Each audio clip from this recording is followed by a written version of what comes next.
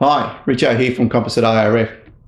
Today I want to talk about stab halves, hinge pins, push rods, particularly for this lovely Extra 330 2.6 SC here and for some of the other CARF range.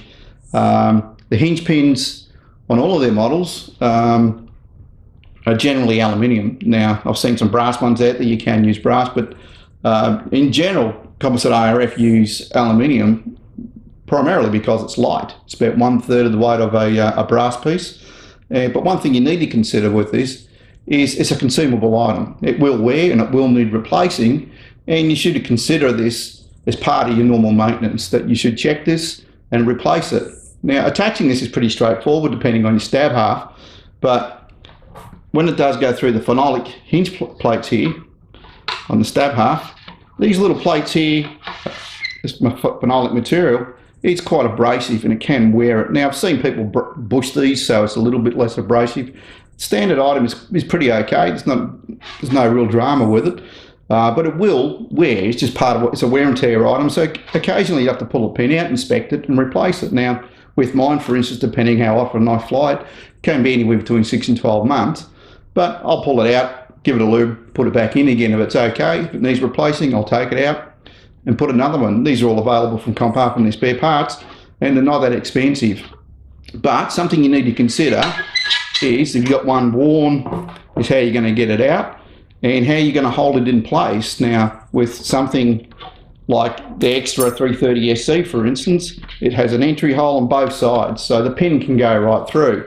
So if one breaks, you can push it straight out the other side, no big deal.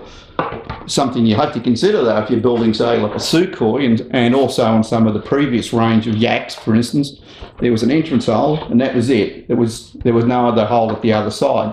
So you have to be able to get a hold of the pin to pull it out. Now on the Sukhoi here, I bent the pin over, flattened it out, drilled a small hole and attached it with a screw. This gives me something to grab so I can pull it out with a pair of pliers. And generally, either replace, lubricate, put it back in, or completely replace it. Now, as I said, I replace mine, and we're going to go to the trouble of taking it out because I think it's a little worn, and you can generally feel if there is a little bit of wear there. I'll pull it out, new set will go in, and away I'll go. It's just part of the regular maintenance.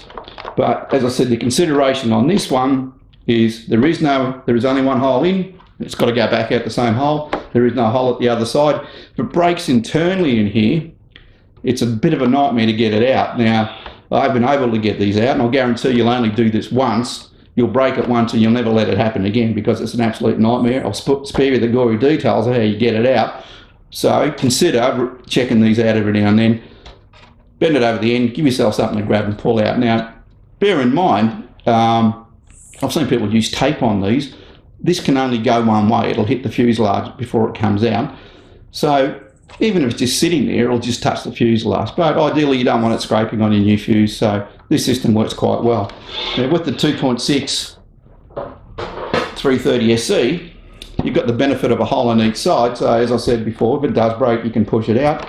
Regular maintenance is pretty easy. On these ones, I terminate them with these little plug caps here.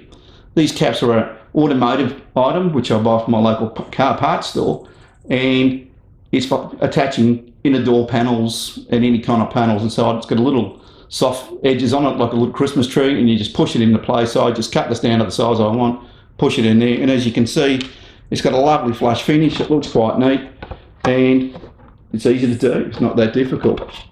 Now, when it comes to push rods, CARF will supply some nice clevises, some really nice shouldered ball links, and some threaded rod. Now, this 3mm threaded rod works quite good. On this one here, you'll see I've got some brass tubing over the outside of it just to give it a little bit more strength and a knot on that. Is it necessary? Yes, I think it is. In my opinion, I'd like to put the brass across it, or you can use push rods. These are quite readily available from some of the aftermarket companies.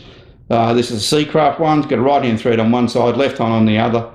As you adjust it, either expands or contracts, pulls the ball links in or out. I've used these before, and I've also used the CARF supplied hardware. All work quite well. On this one, you'll see that I have an alloy arm and the CARF turnbuckle. This all went together quite easily. If you're going to use the threaded rod, my advice is put the brass tube around the outside of it, Most of the kits come with a brass tube already in it. If it's not there, just cut a piece and put it on. It's not that difficult, and the whole job will be a whole lot easier. So whatever way you choose, whatever way you want to put your hinge pin in, remember it needs to be replaced. Be prepared to be able to get it out and think about how you're going to terminate it.